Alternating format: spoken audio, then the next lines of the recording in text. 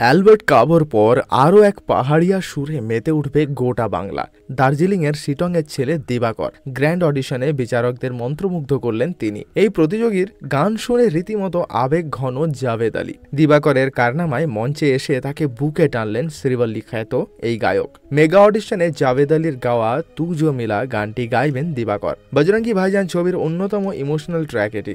দিবাকরের সুরেলা কণ্ঠে তার গায়কিতে বুঁদে বিচারকেরা। দিবাকরের গান শুনে স্থির থাকতে পারেনি জাভেদ। শোনা যাবে এই গানের অরিজিনাল গায়কের সঙ্গে দিবাকরের যুগলবন্দিও।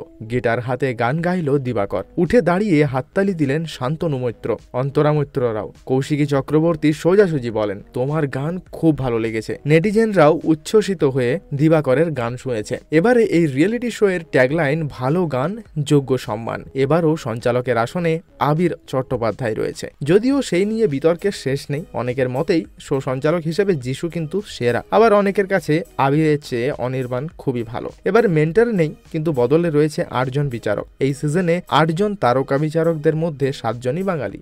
2 জন বলিউডের কানেকশন থাকলেও তারা বাংলার শিকড় জুড়েই রয়েছেন। বলিউডের খ্যাতনামা গায়ক জাভেদ আলী সহ বিচারকের আসনে থাকছেন ইমন চক্রবর্তী, রাঘব চট্টোপাধ্যায়, জোজো মুখোপাধ্যায়, শান্তনু মৈত্র, কৌশিকী চক্রবর্তী, ইন্দ্রদীপ দাশগুপ্ত এবং অন্তরা মৈত্র। শান্তনু মৈত্র ও কৌশিকীকে আগেও সারেগামাপার বিচারকের হিসাবে দেখা গিয়েছে। যদিও গত সিজনে পরিণীতার মিউজিক ডিরেক্টরের পাশাপাশি রিচা শর্মা ও শ্রীকান্ত আচার্যকে বিচারক হিসেবে পেয়েছিল দর্শক এবং প্রতিযোগীরা। এই বছর শোয়ের অংশ হচ্ছেন না তারা। ইমন, রাঘব, জোজোরা এর আগে মেন্টরের ভূমিকা পালন করলেও এবার সোজা বিচারক। গত সিজনে সারেগামাপার ট্রফি উঠেছিল পদ্ম পলাশের হাতে, তবে জনপ্রিয়তা তাকে টেক্কা দিয়েছে অ্যালবার্ট কাবো।